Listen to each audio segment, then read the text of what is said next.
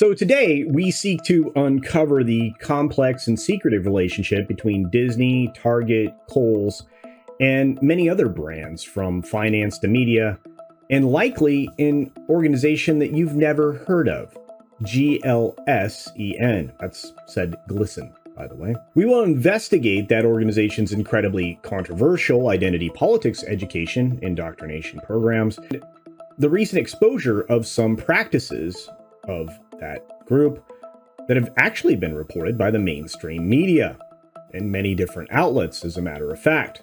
But let's focus today on the long-standing support of both Disney and Target, specifically for an organization, again, that is pushing identity politics from kindergarten to 12th grade in the curriculum of schools. And of course, the concerns raised by parents about the lack of transparency when it comes to that kind of indoctrination. Today, we deal in facts and nothing but facts, and they cannot be disputed. Here we go.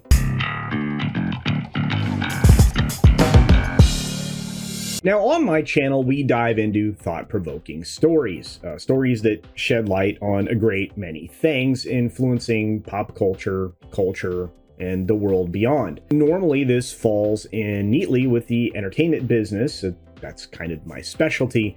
And in some cases, it obviously stretches well beyond that, like today. This includes the intersections of society, corporate influence, and now education. In this case, we're going to be talking about what some people may think is disturbing, or a disturbing connection between Disney, Target, Kohl's, Glisten, and the ongoing debate over identitarian politics and indoctrination in education. So let's look at the deceptions and controversies that are surrounding these topics and these companies, and examine the concerns raised by parents and the insertion of corporations in the shaping of the educational content, because it's absolutely happening, and I have a specific example I will cite.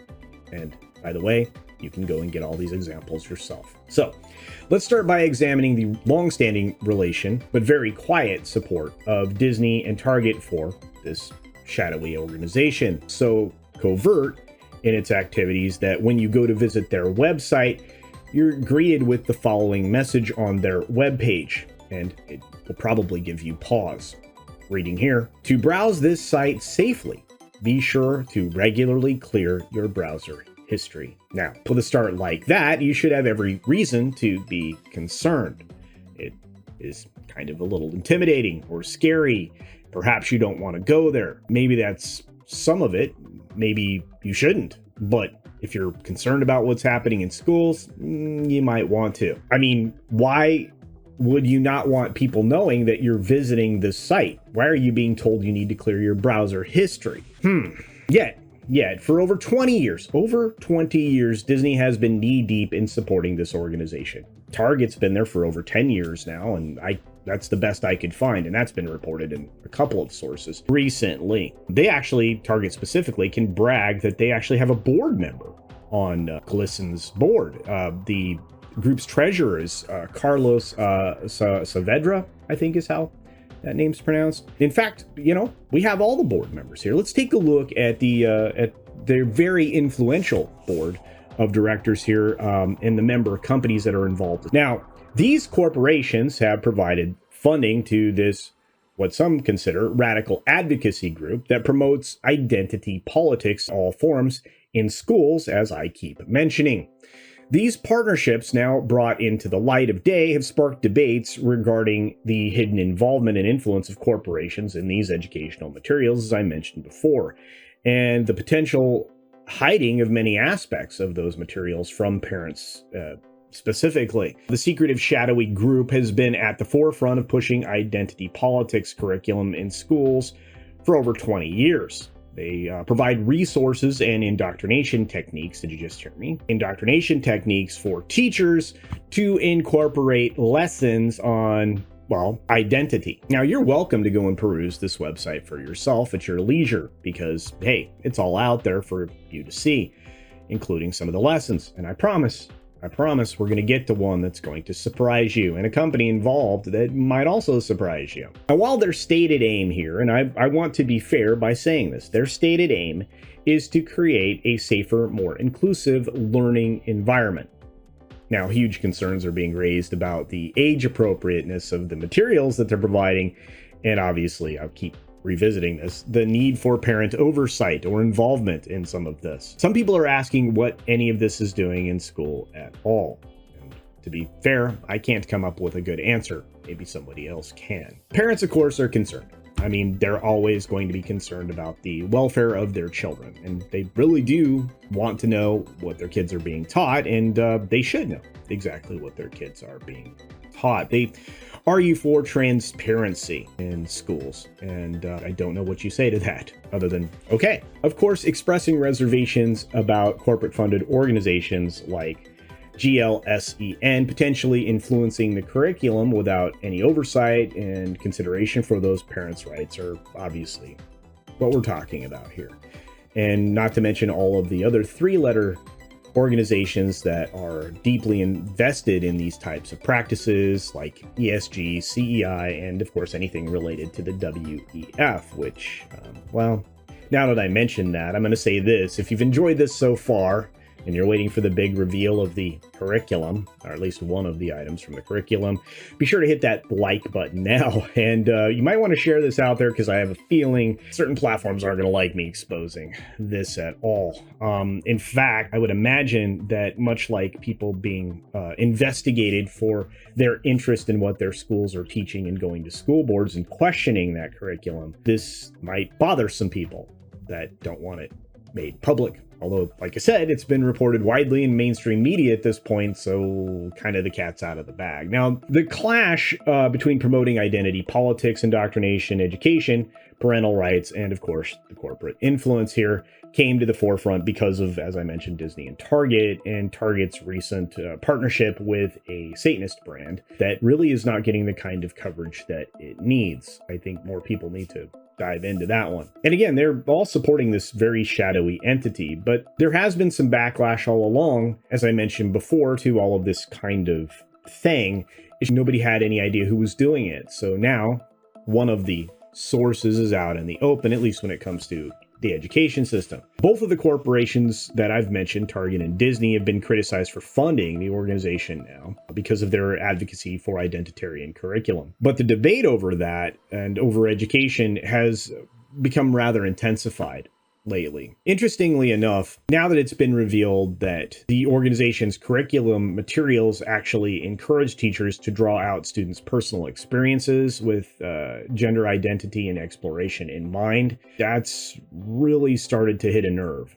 This approach obviously has raised that concern about, well, more than just indoctrination, but social contagion and the promotion of certain viewpoints over others in a very secret, don't tell your parents kind of way, which I think more people find disturbing than anything else. Proponents, obviously, of this movement have argued that inclusive learning environments foster acceptance and reduce bullying. Critics emphasize the need for balanced approach here that respects the parental rights and ensures that the curriculum is available for all to see. Finding a middle ground when addressing these things seems to be a significant task, but I think you have to find a middle ground before you put this into practice, which clearly hasn't been done and is rather disturbing for some, which once again, I understand. I now present you with some wonderful material, and I use that word facetiously, an example of the glorious method that can be found in one of the resource guides provided by Lego. Yeah, Lego. Let me read the descriptive of this curriculum that you can actually go and grab for yourself right now on this particular website if you so choose, or at least at the time of the recording of this video you can. This is going to start to get redacted. One brick at a time. Building inclusive classrooms with the Lego group, and listen. Lego 6 bricks. Are you a K-12 educator that wants to center inclusion in the classroom? Glisten and the Lego group are excited to share this activity guide. Through play, students grow and find their way. Using Lego 6 bricks, a hands-on tool for learning, children can improve their memory, movement, creativity, and more. This resource is built with an LGBTQ plus inclusive framework, including gender inclusive language. The activities contact and introduce LGBTQ plus acceptance, empathy, awareness, and teamwork through 5 super skills to prevent bullying and discrimination while encouraging inclusion. Now, that's the descriptive. You can dive into the course. You can download it. It's available as a PDF. Enjoy. It's actually essential to recognize that indoctrination education is a very real thing, which is why I just presented the thing that I did. It's constantly evolving. They're always moving the goalposts when it comes to all of this stuff anyway.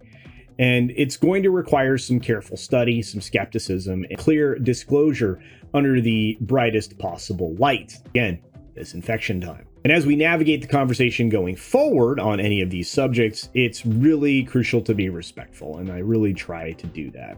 Respectful conversation should focus on the parental rights in this situation in regards to what is being taught in schools. I think that is key. We'll get to that in a minute.